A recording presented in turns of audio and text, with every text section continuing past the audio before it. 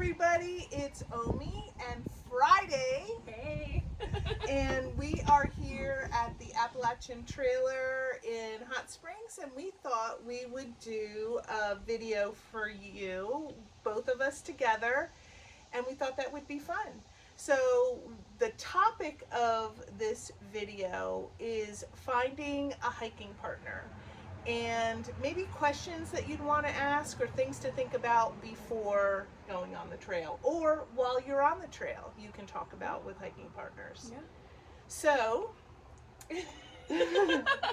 So we kind of both had different experiences as far as hiking partners. I came on the trail with a hiking partner, and you found like a hiking group or hiking partner when you were actually out on trail. Right. So there's a couple different ways you can actually like find a group, and they both have different merits.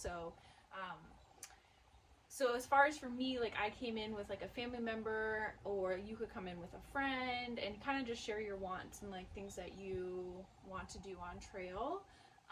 Or when you're on trail, you can kind of communicate, and you can try to communicate some things that are important to you or that you might want to know about a potential hiking partner.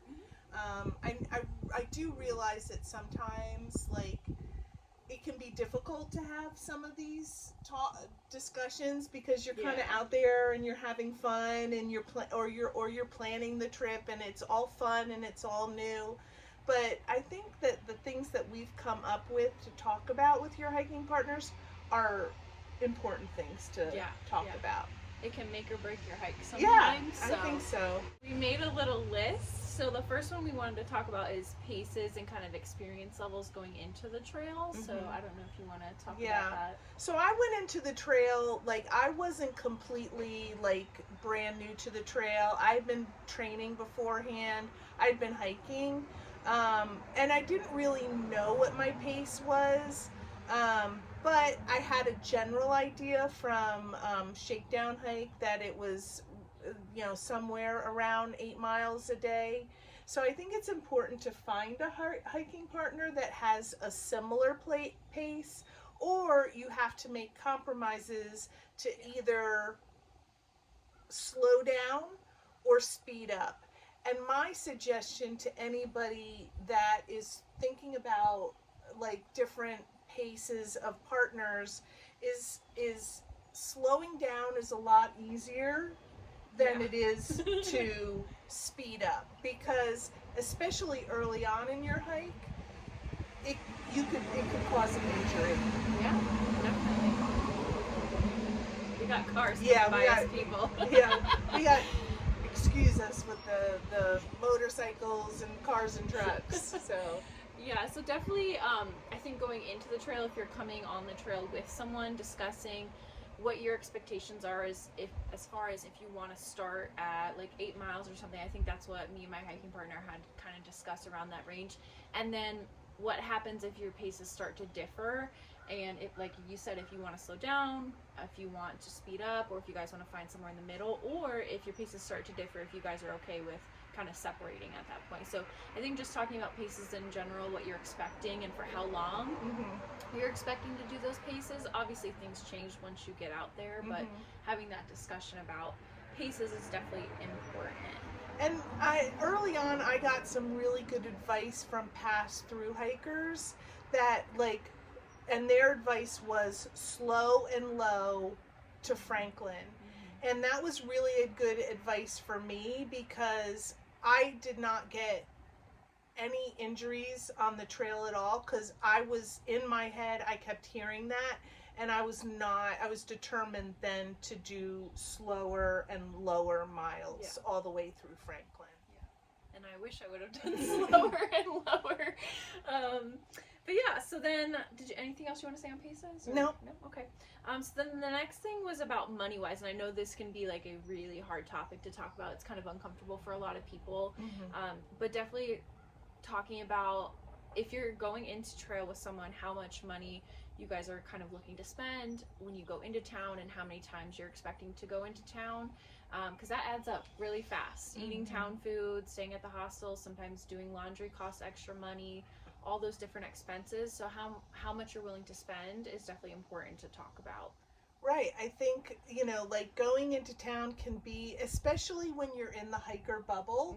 Like we've learned that this section hike is that it was significantly different, the cost for us to get shuttled out someplace. It was like half the cost, wasn't it? Yeah. In season versus out of season. So when you're hiking in season, just know that it's going to be at a significant cost. And some people are okay with hiking, and hiking and going into towns, or going from hostel to hostel to hostel, like multiple nights in a row, or going into a town and spending, not just doing a Nero and a zero, or just, spending multiple days. It's going to build up. The cost is going to build up, but it's everybody's different comfort level. Right. And I think even when you get into towns too, like say you don't go into trail with a hiking partner and you start to find your tramily or whatever, having discussions with them, like they might want to go out to eat every single time for every meal, and having discussion whether maybe you want to just eat your ramen or whatever you brought with you from your last section in town to save a little bit of money. So that's something that you can talk about too. With your group. The next thing we're going to talk about is like where you guys would be comfortable camping at. So there are a lot of different options when you're on trail. Yeah. There's shelters, stealth sites. Are you comfortable staying near gaps? Because they all have different merits. So that's definitely something I would say to talk about, because staying at shelters can be a little bit more crowded, but it does have the option of having a picnic table to cook at and more people to talk to, and a privy and like the safety issue of like there's safety in numbers. So like are you happy with safety in numbers? Do you feel more comfortable staying in shelters? Are you more fearful of like animals that might be around, like a bear or something, or whatever else is out here? Yeah, whatever else is out there, and how you would feel about that versus say a stealth site where you're kind of camping on the side of the trail, and depending on where it is and how comfortable you are with that. And I know you and I had discussed when we were coming out for this section that if we were to stay at stealth sites, something that was important to us is we wanted to have water nearby. So are you okay with dry camping and not having water to cook with at night, or not having a lot of water for in the mornings? So that's something you definitely want to discuss, like what your comfort levels are. And that's, it might change once you get out here and you get more comfortable with being out here. So just, talking about what you want throughout.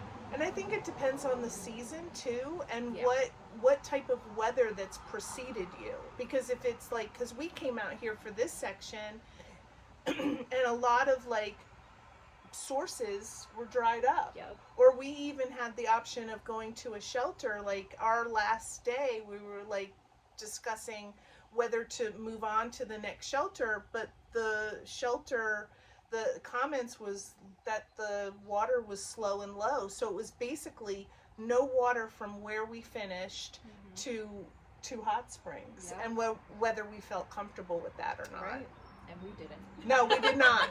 We did not feel comfortable with that. So yeah, so just talking where you guys are comfortable with, and if it changes, it changes, and just making sure you communicate that is definitely important, because you don't want to be harboring like what you're thinking and then you don't get what you want out of your hike. So or like at least come to a compromise. I think a lot of like, it's everything that we're talking about is communicate it, and it's not just a one-time communication. It's try to have a communication with your hiking partner continually, and what type of person they are. Are you able to come to a compromise? Definitely. And then another big one is what happens if one of us gets injured or one of us has to take a few days off trail. Are you willing to separate, or are you expecting that person to kind of stay with you? Right. And I feel like, I got injured on the trail as a solo hiker during a section hike, and I was lucky to be very close to a town, and I had people come upon me and help me out. I you know, I didn't expect for them to follow me to the hospital and make sure I was okay or anything. I knew that it would be fine. But some people, like, I could see, like, if you had an injury, it would be a real issue trying to figure out, like, not only for the person that got injured, but for the people around them. Like, do I stay with them? Do I not? And I think it has a lot to do with the extent of the injury as well. Yeah. And obviously, like you said, if it's like a minor injury where I just need to spend one extra day in a town to rest a little bit, Mm-hmm. then that's fine. Or stay an extra day to be able to go to the doctors. Then it's, are you okay with that person staying with you? Do they want to stay with you? Or are Right. you okay with them going ahead? Right. And if I had, like, with my head injury, if I had a concussion, would I want to, like, would my hiking partner, if I had one at that time, they would be responsible, like, because with a concussion, sometimes you have to wake people up continually through the night. Would that person, like, communicating, are you comfortable with waking me up through the night? Are you comfortable with that level of care? I think what we're trying to get at is just have a lot of discussions Right. with people that you're thinking about hiking with. Yeah. Because it is a long time out on trail, and you want to make sure you guys are have open lines of communication. Right. So the next question we said is, what happens if your kind of wants and needs start to differ on trail? And we kind of talked about that a little bit as far as like injuries go and whatnot, but are you guys okay with being able to open up those lines of communication and share, maybe we want to separate? Yeah. And that's a hard discussion to have. Yeah. Especially if you've been with somebody for a very long time and you're used to them and you're used to everything about them, the way their pace and everything else. That's a very difficult discussion to have, to separate from somebody that you obviously care about and that you have a lot in common with. But I think it's an important one, and it's I don't have any advice on how to start that conversation, but I think I don't either.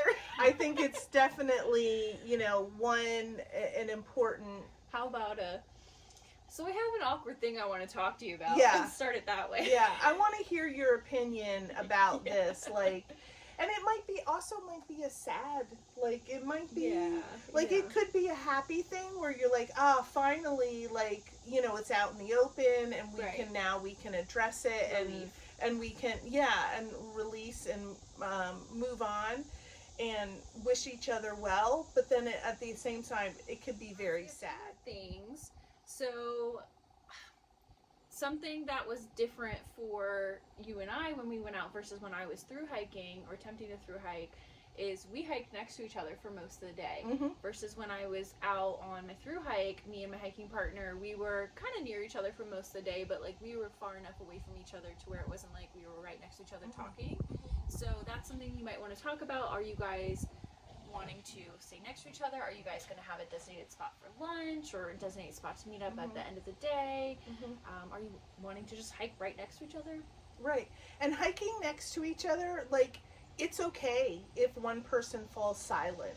Like, you know, it's everybody can be in their own thoughts and feelings. When I was tired, though. Right, exactly. Like, I could tell when Laura got tired because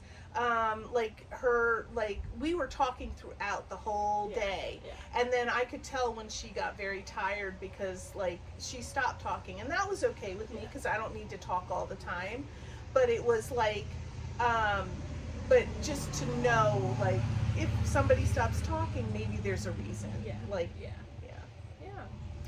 And then the last thing we had written down that we thought about was communication styles and kind of planning versus winging it. So I don't know if you want to... like, communicating, like, as far as, like, town stops, like, there's lots of different ways you can come into a town, like a Nero, where it's like you just come in for half the day, you quickly do your wash, you quickly do your resupply, and then you're out.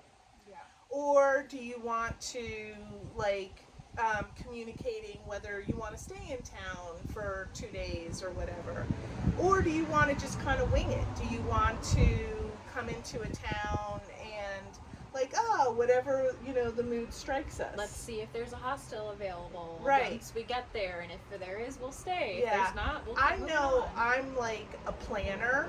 Yeah. So like when I know I'm coming into a town, I'm like planning beforehand. Okay, And like okay. the night before, I'm trying to look up hostels. Okay.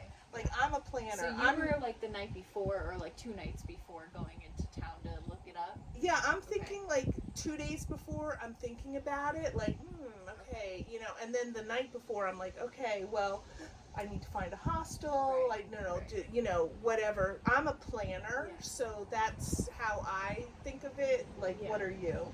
So, kind of similar to you, where it was kind of like a couple days before I would start to think about it.